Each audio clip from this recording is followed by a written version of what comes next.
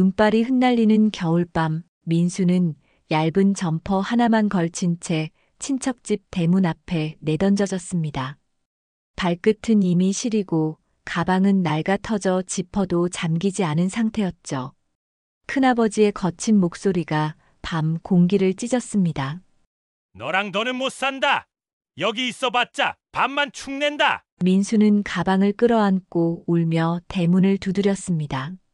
큰아버지 제발 문 좀 열어주세요. 제가 잘못했어요. 하지만 대답은 들리지 않았습니다. 대신 문 뒤에서 들려오는 작은 목소리들만 민수의 귀에 들어왔습니다. 그 애는 책임지지 않는 게 맞아. 우리도 먹고 살기 힘들잖아. 그래도 이 추운 밤에 이렇게 두면 됐어. 우리가 뭐 붙여야? 그냥 놔둬. 민수는 대문에 몸을 기댄 채 천천히 주저앉았습니다. 뺨에 흐르는 눈물은 이미 얼어붙어 있었고 그의 심장은 마치 가슴 한가운데로 거대한 얼음덩이가 덮인 듯 무겁게 내려앉았습니다. 몇 달 전까지만 해도 민수의 삶은 이렇게까지 끔찍하지 않았습니다.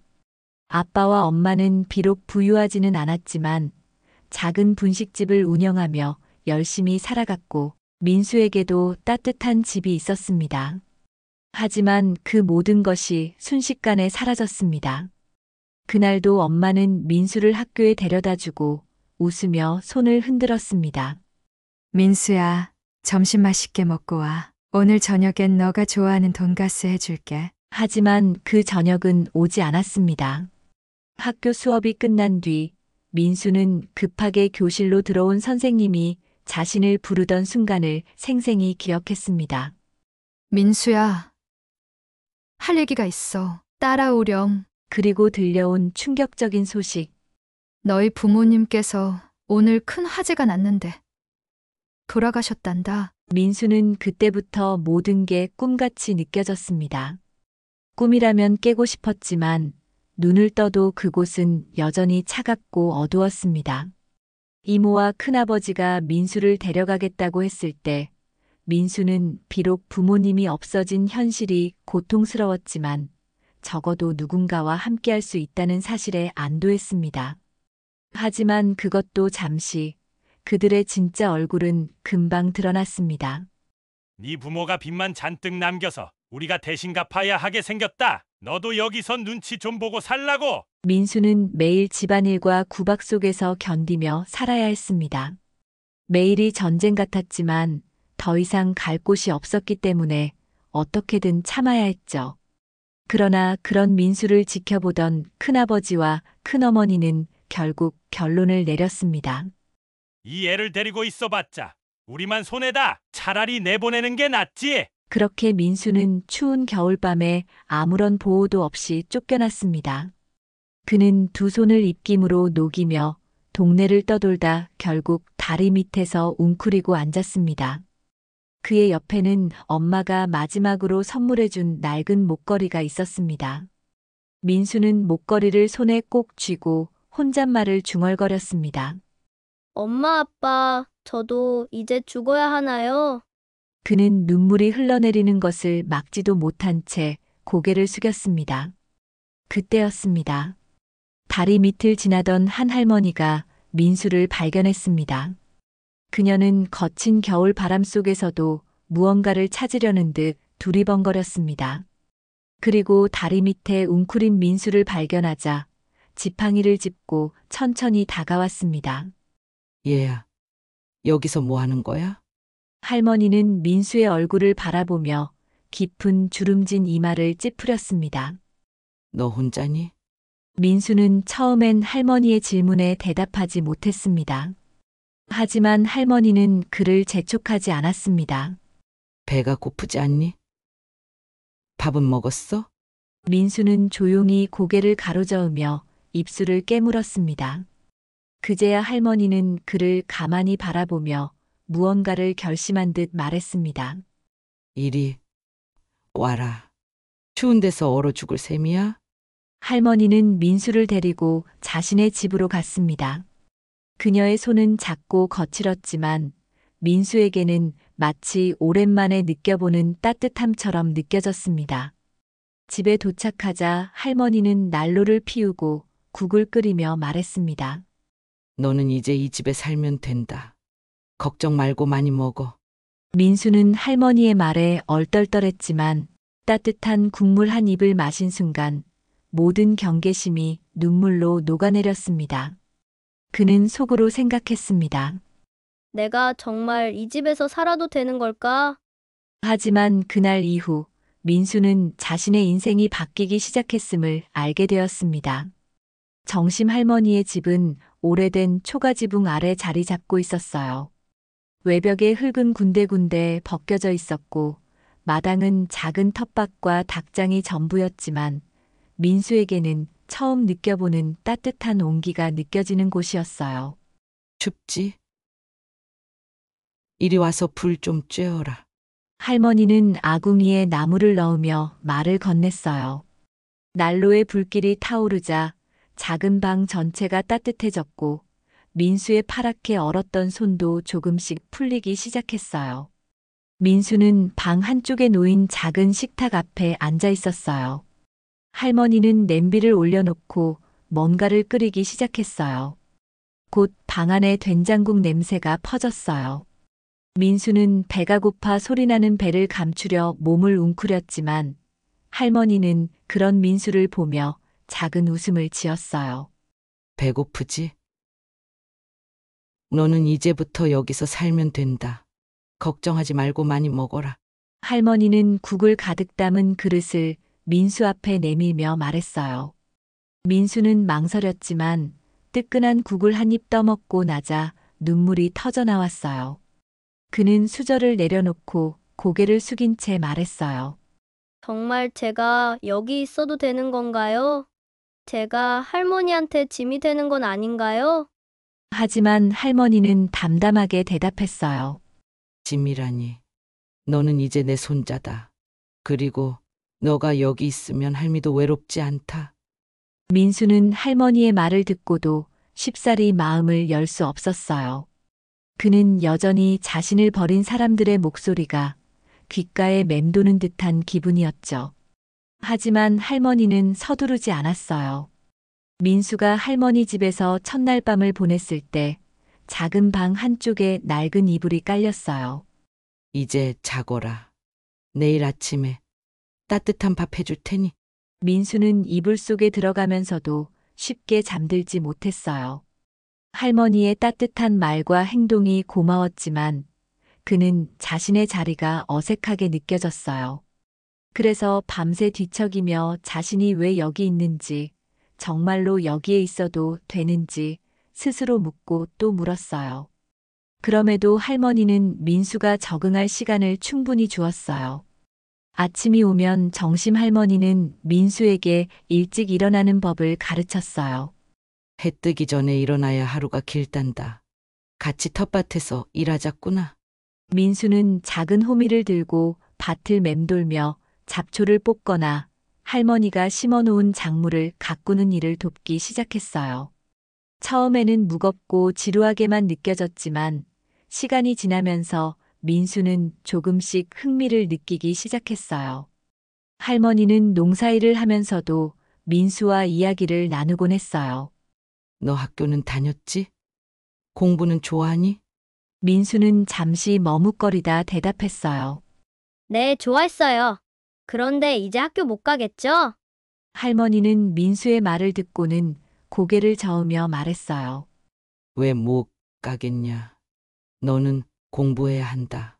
할미가 너한테 학교 다닐 수 있도록 도와줄 테니 걱정하지 마라. 그 말은 민수에게 새로운 희망처럼 들렸어요. 그는 여전히 불안했지만 할머니의 말은 무언가 믿음을 주는 힘이 있었어요. 그는 할머니의 지도를 받으며 농사일을 배우고 공부를 다시 시작할 마음의 준비를 했어요. 하지만 마을 사람들은 그런 할머니를 달갑게 보지 않았어요. 도대체 왜 남의 집 애를 데려다가 고생을 사서 해? 저에 문제 있는 거 아니야. 친척들도 내쫓았다던데. 민수는 그런 이야기를 우연히 들었을 때 스스로가 할머니에게 짐이 된다는 생각에 휩싸였어요. 그는 밤마다 조용히 방구석에서 흐느꼈어요. 내가 여기 있어도 되는 걸까? 왜 나 같은 애를 도와주시는 거지? 그런 민수의 불안감을 할머니는 모르는 척하지 않았어요. 어느 날 민수가 일을 마치고 돌아왔을 때 할머니는 따뜻한 차 한 잔을 건네며 말했어요. 민수야, 너가 여기 있어서 할미는 행복하다. 너는 절대 짐이 아니다. 사람들은 저마다 할 말이 많지만 그 말에 휘둘리면 내 인생도 흔들린단다. 너는 여기서 그냥 너답게 살면 된다. 그날 이후 민수는 조금씩 자신의 자리에서 안정을 찾기 시작했어요. 그는 할머니가 해주는 밥을 먹으며 텃밭에서 일하며 자신이 어딘가에 속해 있다는 느낌을 처음으로 받아들였어요. 민수는 점점 할머니를 도와주는데 익숙해졌고 그녀가 필요로 하는 모든 일을 돕고 싶어 했어요. 아침 일찍 일어나 닭장을 정리하고 마당을 쓸고 잡초를 뽑으며 민수는 자신의 하루를 채워나갔어요. 민수야, 너는 정말 야무지게 잘하겠구나. 할머니는 민수를 보며 흐뭇한 미소를 지었어요. 민수도 언젠가 자신이 할머니에게 보답할 날이 올 거라고 다짐했어요. 어느 날 햇살이 따스하게 내리쬐던 오후였어요. 민수는 텃밭에서 감자를 캐고 있었고 할머니는 닭장 옆에 앉아 낡은 바구니를 고치고 있었어요. 잔잔한 바람이 부는 가운데 작은 새들의 지저귐이 어우러져 평화로운 하루처럼 느껴졌죠. 그런데 멀리서 낯선 소리가 들려왔어요. 처음엔 바람에 나뭇잎이 흔들리는 소리 같았지만 점점 가까워지며 무겁게 땅을 밟는 발소리와 바퀴 끄는 소리가 섞여 들려왔어요. 민수는 호미를 내려놓고 이마에 땀을 닦으며 소리가 나는 쪽을 바라봤어요. 그의 눈은 대문을 향했고 곧 그 앞에 멈춰선 사람들을 보고 얼굴이 굳어졌어요. 문 앞에는 낯익은 얼굴들과 낯선 얼굴들이 뒤섞여 있었어요. 큰아버지와 큰어머니, 그리고 검은 정장을 입은 낯선 남자 3명이 서 있었어요. 낯선 남자들 중 한 명은 노란 서류 봉투를 들고 있었고 나머지 2명은 짧은 머리에 딱 벌어진 어깨를 가진 건장한 체격이었어요. 민수는 심장이 빠르게 뛰는 것을 느꼈어요. 이 사람들이 여기까지 찾아온 이유는 분명 좋은 일이 아닐 거라고 직감했죠. 민수야, 여기서 뭐 하고 있니? 큰아버지가 억지로 웃음을 띤 얼굴로 민수를 부르며 말을 걸었어요. 하지만 그의 눈빛은 따뜻함과는 거리가 멀었어요. 민수는 몸을 돌려 대문 쪽으로 한 걸음 다가섰지만 차마 가까이 갈 수 없었어요. 왜 오셨어요? 민수는 최대한 떨리지 않게 대답했지만 목소리가 가늘게 떨리고 있었어요. 큰아버지는 민수의 경계심에 살짝 짜증이 섞인 표정을 지으며 대답했어요. 너희 할머니 좀 불러줄래? 할 얘기가 있으니까. 민수는 입술을 깨물며 대답 대신 뒤를 돌아보았어요. 그 순간 정심 할머니가 텃밭에서 천천히 일어서며 말했어요. 여기까지 무슨 일로 온 거냐? 할머니는 천천히 대문 쪽으로 걸어왔고 민수는 할머니 뒤로 몸을 숨겼어요. 정심 할머니는 굽은 허리를 펴고 손에 들고 있던 낡은 바구니를 내려놓았어요. 그녀의 눈빛은 흔들림 없이 단단했어요. 어르신, 민수 때문에 좀 골치 아픈 일이 생겼어요. 큰아버지는 억지로 부드러운 목소리를 내며 말했지만 그 뒤에 서 있는 남자들의 무거운 분위기가 할머니를 더 의심스럽게 만들었어요. 무슨 소리냐? 민수는 내 손자처럼 여기서 살고 있다. 뭘 골치 아프다는 거냐? 할머니의 목소리는 냉랭했어요. 그러자 큰아버지는 갑자기 얼굴을 굳히며 말했어요. 사실은 말이야. 민수 부모가 남긴 빚 때문에 일이 좀 꼬였다. 이게 다 너희 집안일이니까 민수도 책임을 져야 하지 않겠나? 할머니는 그 말을 듣고 한 걸음 앞으로 다가가더니 물었어요. 그 빚이 어째서 여기까지 오느냐? 그 빚을 떠넘길 데가 없으니 이제 와서 민수를 찾으러 온 거냐? 큰아버지는 얼굴을 찡그리며 대답했어요. 우리가 어쩔 수 없는 일이야. 빚쟁이들이 우리 집까지 들이닥치고 난리라서 민수가 그쪽에 가 있는 게 더 맞는 일이지 않겠나. 그 말을 듣자 민수는 주먹을 꽉 쥐었어요. 그는 참을 수 없는 분노가 치밀어 오르며 처음으로 큰 목소리를 냈어요. 왜 이제 와서 저를 찾는 거예요? 처음부터 저를 쫓아낸 건 당신들이잖아요. 저한테 뭘 책임지라는 거죠? 큰아버지는 민수의 외침에 순간 움찔했지만 이내 민수를 째려보며 말했어요. 너도 내 부모 빚이 어떤 건지는 알겠지? 우린 이미 많이 힘들었어. 그러니 너가 책임지는 게 당연하지 않겠나? 그때 할머니는 민수를 뒤로 물리고 큰아버지와 남자들을 향해 단호히 말했어요. 이 애는 내 손자다. 내 집에서 살아갈 애다. 그러니 다시는 이 집에 오지 마라. 만약 또 찾아온다면 내가 가만히 두지 않을 거다. 할머니의 목소리는 작았지만 날카로웠어요. 큰아버지와 남자들은 할머니의 눈빛에 눌린 듯 물러섰지만 서류 봉투를 내려놓으며 마지막으로 말했어요. 이건 어르신이 봐야 할 문서입니다. 이게 무슨 뜻인지 알면 우릴 막을 수 없을 겁니다. 남자들이 떠난 뒤 할머니는 잠시 대문 앞에 서 있었어요. 그녀의 표정은 차분했지만 손에 쥔 서류 봉투는 약간 떨리고 있었어요. 민수는 그런 할머니를 보며 조용히 속삭였어요. 제가 정말 여기 있어도 되는 걸까요? 제가 할머니에게 짐이 되는 건 아닐까요? 그날 밤 할머니는 민수를 품에 안고 조용히 말했어요. 민수야, 너가 여기 있는 건 짐이 아니라 축복이란다. 내 아들도 빚 때문에 이 집을 떠났단다. 그래서 너를 그냥 두고 볼 수가 없었어. 민수는 그 말을 듣고 다짐했어요. 어떤 상황에서도 나 자신을 증명할 거야. 다시는 누구도 나를 이렇게 내몰지 못하게 할 거야. 민수는 그날부터 새벽마다 스스로에게 약속을 되새기며 일어났습니다. 아침이면 할머니와 함께 농장에서 일을 돕고 남는 시간에는 할머니가 남겨준 책과 학교에서 쓰던 노트들을 펼쳐놓고 공부를 시작했어요. 혼자 하는 공부는 어려웠지만 민수는 포기하지 않았습니다. 그는 도시로 나가 자신만의 삶을 만들기 위해서는 힘과 지식이 필요하다는 걸 알게 되었거든요. 몇 년 뒤 어느 날 할머니는 농장에서 일을 마친 민수를 부르며 말했어요. 민수야, 너한테 소개해 줄 사람이 있다. 내 오랜 친구인데 너가 이 사람을 만나면 도움이 될 거야. 민수는 고개를 갸웃했지만 할머니의 말이라면 믿고 따르기로 했습니다. 그날 오후 할머니와 함께 읍내로 내려간 민수는 작은 사무실 앞에 서 있었습니다. 여긴 뭐 하는 곳이에요? 민수가 묻자 할머니는 미소 지으며 대답했어요. 여긴 변호사 사무실이다. 너가 앞으로 세상에 나가려면 이런 분을 알아두는 게 중요하다.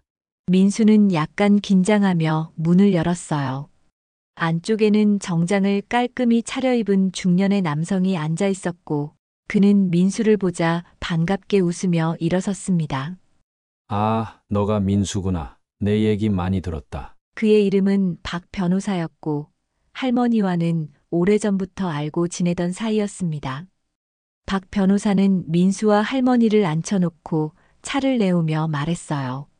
너가 할머니를 많이 도와준다면서? 참 장한 아이구나. 그런데 요즘 무슨 고민이라도 있니? 민수는 잠시 망설였지만 할머니의 고개 끄덕임을 보고 마음을 열기 시작했어요. 자신의 부모가 빚에 허덕이다가 세상을 떠난 일, 친척들에게 버림받은 일, 그리고 다시 찾아온 친척들이 자신을 이용하려는 모습을 그는 모두 털어놓았습니다. 민수가 말을 마쳤을 때 박 변호사는 잠시 말없이 고개를 끄덕였어요. 그리고는 조심스럽게 말을 꺼냈습니다.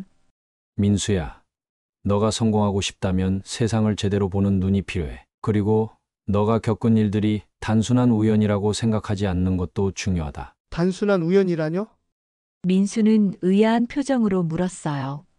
박 변호사는 책상 위에 놓인 서류철을 가리키며 말했습니다. 내가 듣기로는 내 부모님이 운영하시던 사업이 단순히 망한 게 아니라 그 과정에서 누군가 고의로 너희 가족을 코너에 몰았을 가능성도 있다. 민수는 충격을 받은 얼굴로 박 변호사를 바라보았습니다. 그는 처음으로 부모님의 죽음과 그로 인한 빚더미가 단순한 사고가 아닐 수 있다는 가능성을 깨달았어요. 박 변호사는 민수에게 몇 가지 질문을 했고, 민수는 기억나는 대로 부모님의 사업과 관련된 이야기를 들려주었습니다. 그 과정에서 박 변호사는 민수의 친척들이 부모님의 사업에서 일부 지분을 갖고 있었던 사실, 그리고 사업이 어려워지자 그들이 지분을 매각한 정황을 설명했습니다. 너희 친척들이 내 부모님 사업의 일부를 가지고 있었다는 건 그들도 이 과정에서 책임을 피할 수 없다는 뜻이다. 그리고 그 책임을 내게 떠넘기려는 거지. 민수는 이를 악물며 말했어요. 그렇다면 그들이 숨기고 있는 것들이 분명히 있겠죠. 제가 그걸 밝혀낼 방법은 없을까요? 박 변호사는 미소를 지으며 고개를 끄덕였어요. 방법은 있어. 너가 내 도움을 받으면 될 거야. 하지만 너가 정말로 이 싸움을 시작하려면 공부와 인내심이 필요하다. 쉽게 끝날 일이 아니거든. 민수는 그 자리에서 결심했어요. 어렵더라도 제가 할 수 있는 건 다 해볼게요. 이제 저를 무시했던 사람들에게서 도망치지 않겠어요. 그날 이후 민수는 박 변호사의 도움을 받아 부모님의 사업 관련 서류들을 조사하기 시작했습니다. 박 변호사가 알려준 방법으로 민수는 친척들의 재산 거래 기록을 뒤쫓기 시작했고, 부모님의 사업이 파산에 이르기까지의 과정에서 이상한 정황들을 발견했습니다. 어느 서류에는 친척들이 사업 지분을 헐값에 매각한 기록이 있었고, 또 다른 서류에서는 당시 민수 부모님의 사업장 부지가 대형 건설사에 팔렸다는 사실도 드러났어요. 모든 정황은 누군가가 의도적으로 민수의 부모를 몰락시키고 그 뒤에서 이익을 챙겼을 가능성을 가리키고 있었습니다. 민수는 화가 났지만 이내 마음을 다잡고 생각했어요.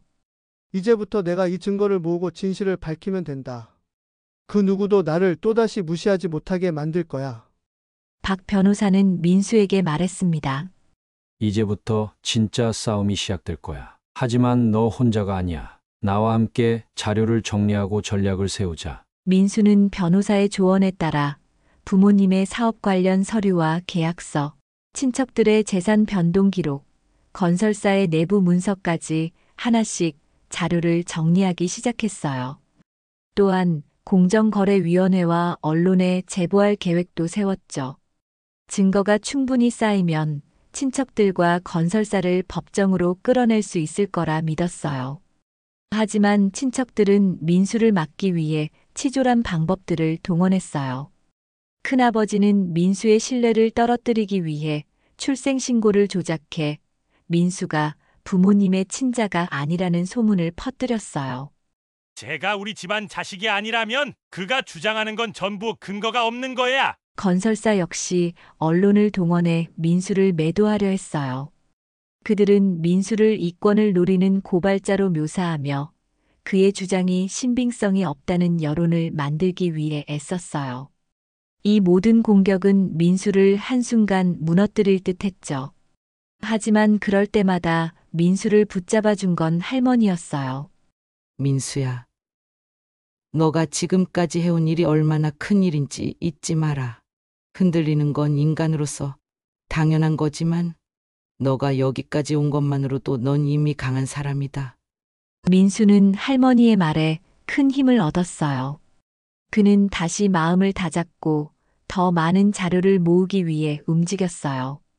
박 변호사와 함께 과거 부모님의 사업에 얽힌 계약서와 거래 기록을 하나씩 뒤졌고 결국 큰아버지와 건설사가 부모님의 사업 부지를 불법적으로 헐값에 매매한 명확한 증거를 확보했어요.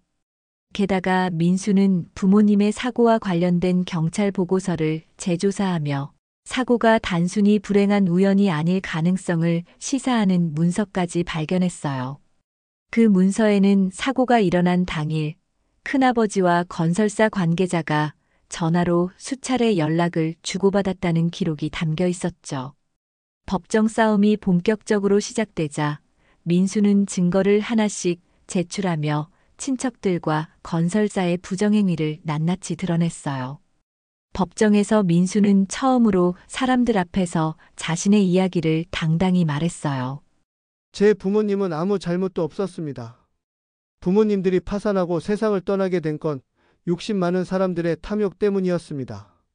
민수의 증언과 증거 자료들은 결정적인 힘을 발휘했어요.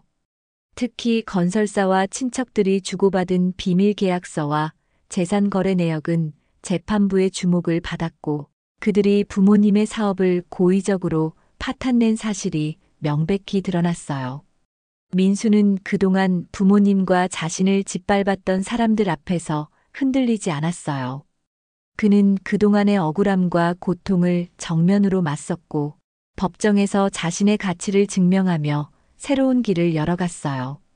재판이 끝난 후 법원은 친척들과 건설사에 대해 엄중한 판결을 내렸어요. 친척들이 부정하게 얻은 재산은 모두 몰수되었고 건설사는 불법 행위로 막대한 벌금을 물어야 했어요. 민수는 법정 밖에서 할머니와 함께 섰어요. 그는 눈물을 흘리며 할머니를 바라보았어요. 할머니, 이제 부모님이 억울함에서 벗어난 것 같아요. 그리고 저도요. 할머니는 민수를 품에 안으며 조용히 대답했어요. 민수야, 너가 해냈구나. 정말 대견하다. 민수는 이 싸움을 통해 자신의 억울함을 풀었을 뿐만 아니라 자신을 이용하려 했던 세상과 정면으로 맞서며 더 강한 사람이 되어 있었어요.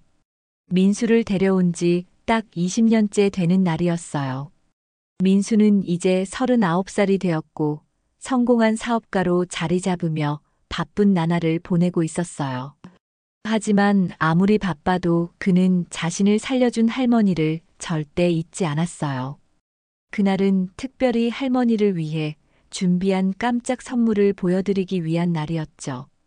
할머니, 오늘은 어디 좀 같이 가셔야 해요. 민수는 할머니를 차에 태우고 마을을 벗어나기 시작했어요. 할머니는 창밖을 보며 민수를 바라보았어요. 아니, 갑자기 어디를 가자는 거냐? 뭘 이렇게 신비롭게 굴어. 민수는 웃으며 대답했어요. 가보면 아실 거예요. 제가 준비한 게 있으니까요.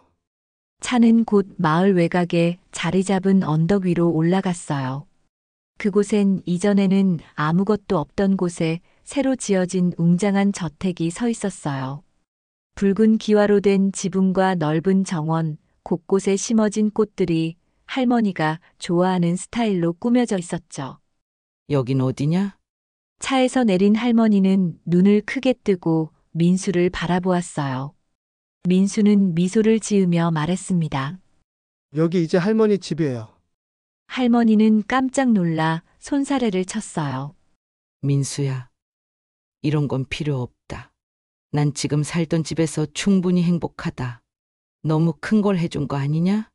하지만 민수는 고개를 저으며 대답했어요. 할머니가 저를 키워주셨잖아요. 제가 이 세상에 살아남을 수 있었던 건 할머니 덕분이에요. 그래서 제가 할머니께 갚을 수 있는 건 아무리 커도 부족해요. 할머니는 한참 동안 아무 말도 하지 못하고 집을 바라봤어요. 그리고 정원 곳곳에 심어진 꽃들을 보며 미소를 지었어요. 내가 좋아하는 국화까지 다 심어놨구나. 정말 꼼꼼한 녀석이네. 민수는 할머니를 데리고 집 안으로 들어가며 시설 하나하나를 설명해 줬어요. 넓은 거실, 할머니가 편히 쉴 수 있는 침실, 큰 창문이 있는 방은 모두 할머니를 위한 공간이었죠. 이젠 여기서 편히 쉬면서 하고 싶은 거 다 하세요. 그리고 할머니를 무시하던 사람들 이제 아무도 없을 거예요. 그날 밤 민수와 할머니는 새 집의 마당에서 함께 앉아 별을 바라보았어요. 할머니는 밤하늘을 보며 조용히 말했어요. 민수야, 너가 오지 않았다면 난 그냥 평범한 노인으로 살았을 거야. 그저 농사 짓고 조용히 살다가 죽었겠지. 하지만 너 덕분에 내 삶도 변했단다. 민수는 그 말을 듣고 참았던 눈물을 흘렸어요. 할머니가 저를 살려주셨잖아요. 제가 이렇게 살 수 있었던 건 전부 할머니 덕분이에요. 제가 그 은혜를 다 갚을 수 있을지는 모르겠어요. 하지만 앞으로 더 많이 갚고 싶어요. 할머니는 민수를 바라보며 손을 잡고 말했어요. 넌 이미 충분히 내게 보람을 줬다.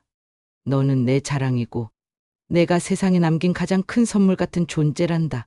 할머니와 민수의 이야기는 마을 사람들에게 전설처럼 퍼졌어요. 과거 다리 밑에서 떨고 있던 아이를 데려다 키운 이야기는 이제 마을을 넘어 사람들이 감탄하는 이야기로 변했죠. 저 민수가 저렇게 성공했대. 그 할머니가 참 대단한 분이야. 저 애를 살렸으니 이런 기적이 일어난 거겠지. 진짜 사람은 남을 도울 때 가장 큰 복을 받는다고 하더니 그 말이 맞나 봐. 마을 사람들은 민수를 보며 감탄과 존경을 보냈고 할머니는 그런 마을 사람들을 볼 때마다 흐뭇한 미소를 지었어요. 민수는 자신의 성공을 넘어 받은 사랑을 더 크게 돌려주는 삶을 살기로 결심했어요. 그는 할머니의 이름을 딴 재단을 설립했고 그곳에서 어려운 환경에 처한 아이들을 돕는 일을 시작했어요. 재단에서는 고아나 빈곤한 가정의 아이들에게 교육 기회를 제공하고 과거 민수처럼 소외된 아이들이 새로운 삶을 시작할 수 있도록 지원했어요.